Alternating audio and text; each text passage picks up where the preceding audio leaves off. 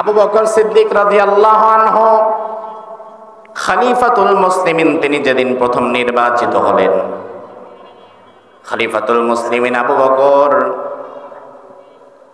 মদিনার হাজার হাজার মানুষদেরকে সামনে নিয়ে বললেন, ও মদিনাবাসী, আমি তোমাদেরকে এই দিব সেই দিব, ব্রিজ কালভার্ট রাস্তা বানায় দিব, এত ওয়াদা করতে পারবো না। তবে আমি তোমাদেরকে একটা ওয়াদা করে যাই, তোমরা আমার কথাটা গুরুত্ব দিয়ে শুনবে।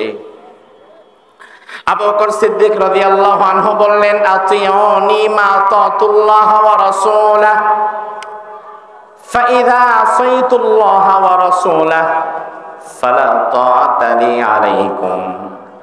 ও মদিনার ভাইরা শুনে নাও, ও মদিনার মা, আসাইতুল্লাহ ওয়া রাসূলাহু ফালা তাআতা লি আলাইকুম। যদি দেখতে পাও আমি আবু বকর কোনদিন আল্লাহ এবং রাসূলের অনুসরণের মধ্য থেকে বের হয়ে গিয়েছি, ফালা তাআতা লি আলাইকুম, ওই মুহূর্তে আমি আবু বকরের আর কোনো অনুসরণের কোনো দরকার তোমাদের নাই। আমার ভাইরা লক্ষ্য করেন, আমাদের আমলের চাইতে আবু বকরের আমল কি কম না বেশি?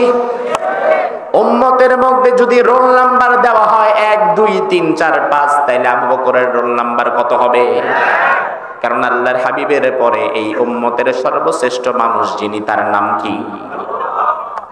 আবু বকর সিদ্দিক রাদিয়াল্লাহু আনহু।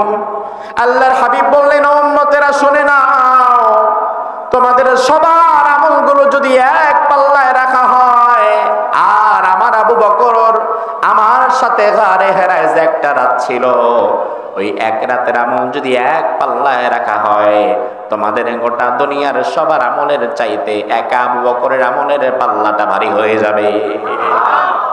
ওই আবু বকর বলছে যে আমি যদি আল্লাহ রাসূলকে অনুসরণ করি, তোমরা আমাকে অনুসরণ করবা, আমি যদি আল্লাহ রাসূলকে অনুসরণ না করি, তোমরা আমার থেকে দূরে সরে যাবা, আমার কোনো অনুসরণের দরকার নাই।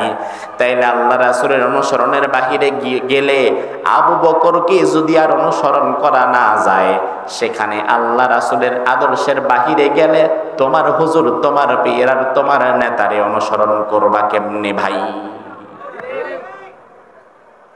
আমার ভাইরা, তো গেল আবু বকর সিদ্দিক রাদিয়াল্লাহু আনহুর কথা।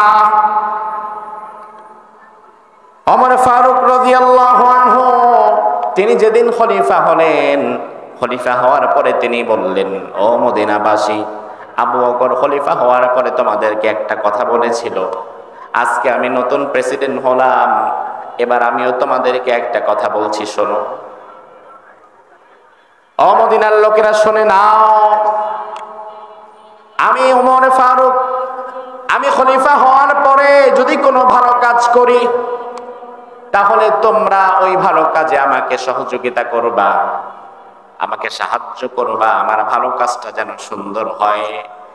আর আমি যদি খলিফা নির্বাচিত হওয়ার পরে কোনো অন্যায় কাজ করি, কোনো ভুল কাজ করি, ফাকাউমিমুনি, আমাকে আর সহযোগিতা নয়, বরং আমার অন্যায় কাজের বিরোধিতা করে আমারও তোমরা সোজা করে দিবা। আমার ভাইরা, ওমর ফারুক রাদিয়াল্লাহু আনহু আমাদের জন্য আদর্শ, আবু বকর সিদ্দিক আমাদের জন্য আদর্শ, ওসমান আলী রিজওয়ানুল্লাহি আলাইহিম আজমাইন আমাদের জন্য আদর্শ। তাদের কথা আমাদের সামনে রাখলে আমাদের সামনে পরিষ্কারভাবে যেটা ফুটে ওঠে, আমাদের যত বড় দল হোক আর নেতা হোক, তারা যতক্ষণ ভালো কাজ করবে, ভালো কথা বলবে, ভালো পথে চলবে, তাদের ভালো কাজে আমাদের সমর্থন এবং সহযোগিতা থাকা লাগবে, ঠিক কিনা? এই মুহূর্তে বর্তমান অন্তর্বর্তীকালীন সরকার বাংলাদেশ পরিচালনা করছে অন্তর্বর্তীকালীন সরকার।